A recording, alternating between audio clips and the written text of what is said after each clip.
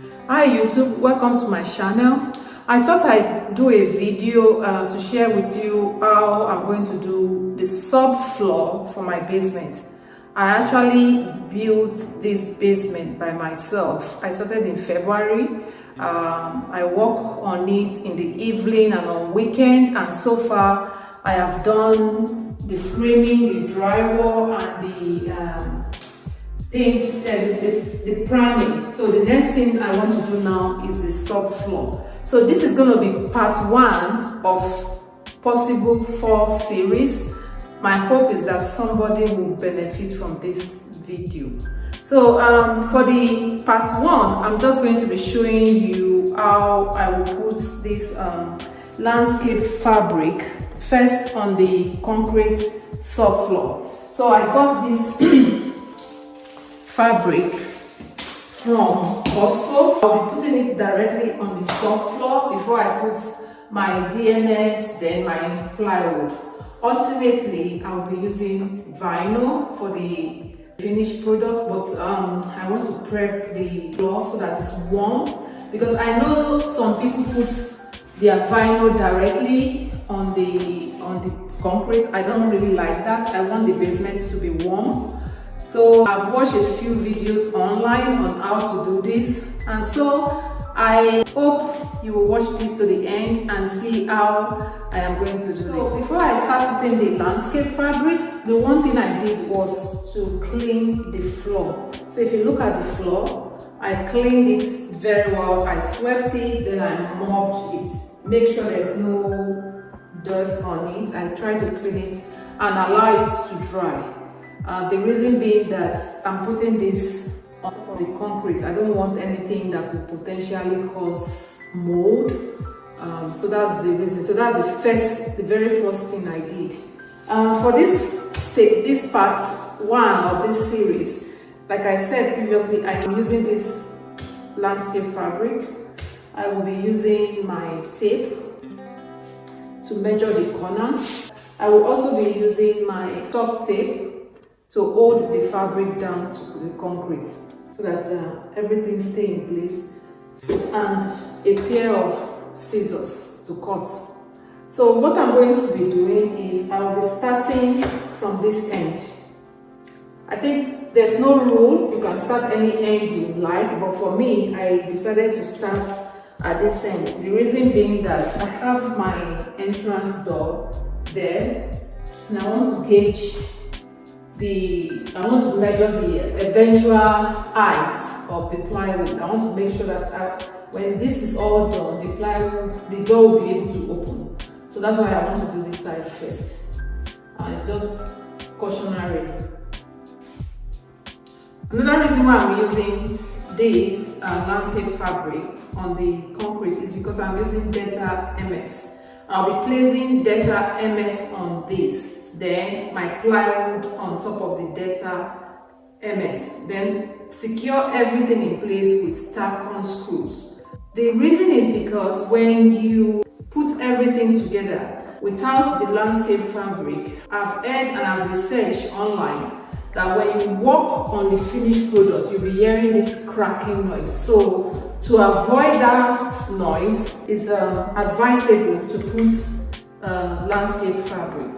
I have not done this before, but one thing I promise for sure is I will do a series after everything has been installed to see how it goes. But I'm just hoping that it's going to be fantastic. So it's going to work out fine.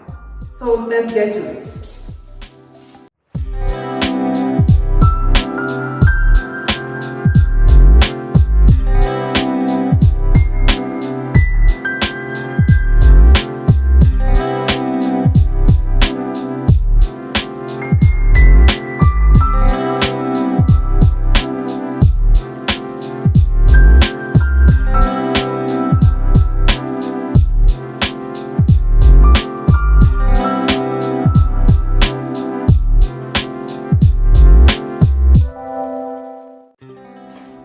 Hi YouTube, welcome again to my channel. I hope you guys are doing well.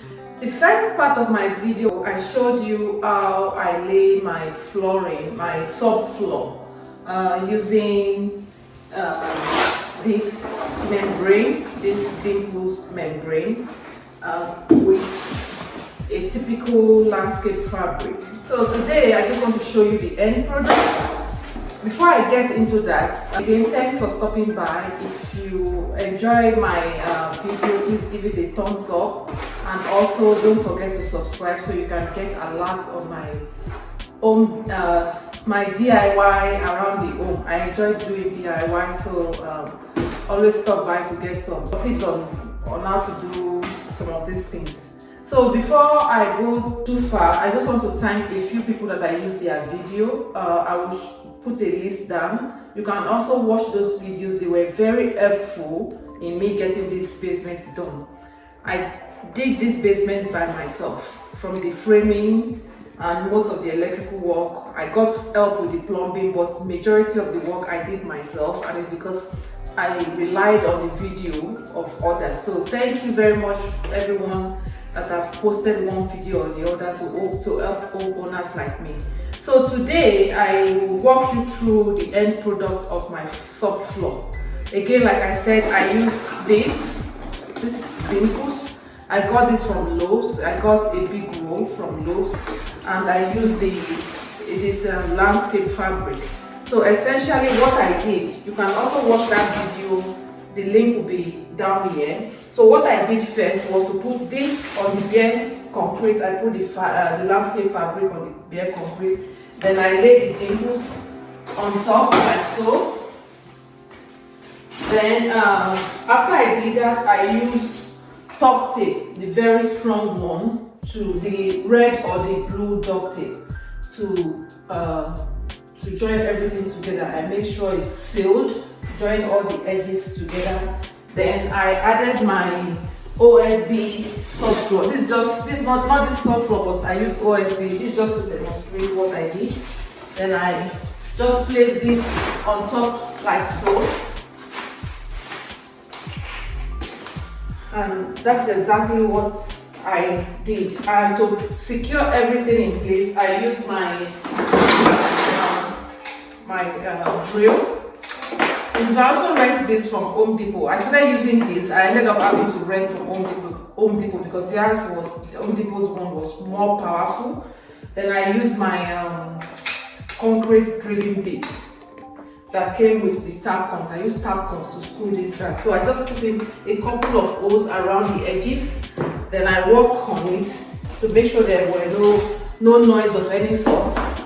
Then I screwed everything in place. The reason why I used this was because I watched somebody else's video on how to do this, and he recommended putting this landscape fabric down to prevent the noise, because without the fabric you will be hearing the crackling noise, which I didn't want. So I added this to the whole installation, and so far this is the outcome.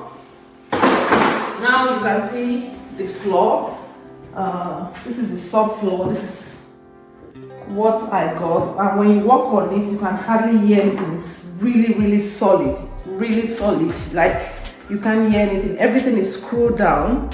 I measured the position of these screws. One at the edges, then 16 inches apart, and I followed that all through. So once everything is screwed down, I did my working tested to make sure there's no noise coming out from anywhere, and if there is, I go back, screw down a screw or two, and that's what I have done. And also on this part, I've tried to level it. If you can see at this end here, you see some of my flooring that I'm trying to choose from. I had installed my vinyl floor. I want to make sure the floor is completely level. So to do that, I actually had to sand it. It was very dusty, it was very dusty work. But now you can see it's very flat and smooth. There's no ridges. You can actually walk through, and even from this pile of laminate here, you can actually, it's really leveled, And I'm really happy with the outcome of the subfloor. So this video is to encourage you out there. If you are thinking, oh, is this something I can do? I just want to let you know you can do it. If a woman like me can do this, I believe anybody else can do it. So it's hard work, it's very labor intensive, but you will enjoy it. I really do enjoy doing this. And this is the next the next stage of my work now will be to install my vinyl plank, which I don't have. I'm yet to purchase, but once they are in here, I will bring the vinyl plank, leave them in the room for a few days to get used to the room temperature. Then I will install them in here. I'll be doing a video on how I install it, so I can just walk you around to show you the installation. You can see here you could see some nails. I try to make sure the nails are flush with the floor, but sometimes some of them doesn't really go down as deep as they should be. You can just use hammer to tap on them to make sure that the edge of the nails is flush, not sticking out, because that will be transferred into your vinyl and you don't want that. So you'll see a couple of them. Actually, a few of them I still need to probably nail them, give them a good tapping on the edge. Otherwise, you can't hear anything as I walk through them. It's really pretty solid, really. I can actually use this basement like this if I want to, but I will do the finishing. So this is the subfloor, the finished products. I am so glad with the outcome. So anyway, thanks for stopping by. I hope you find this information useful for your own basement development. It can be done. In my opinion, this method work out to be very good. I didn't use the dry core because there's no way I could have afforded dry core for this whole basement. All I needed to do was to buy the dimples, the landscape fabrics, and this OSB plywood. I got them off Kijiji. And you can also check Facebook Marketplace for OSB material of this size. The one thing I will advise is that if you are going for this method, it's better you buy a bigger board, because when you buy a small board, I will show you, it's more difficult to work with.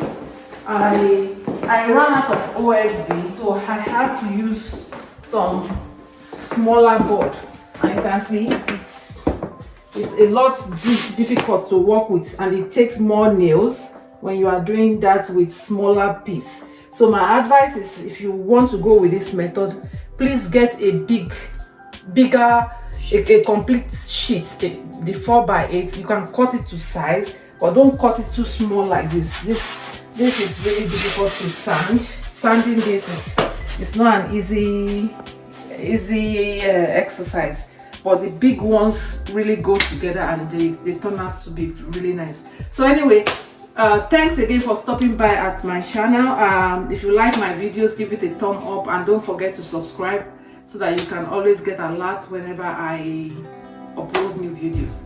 Thank you and God bless. Bye.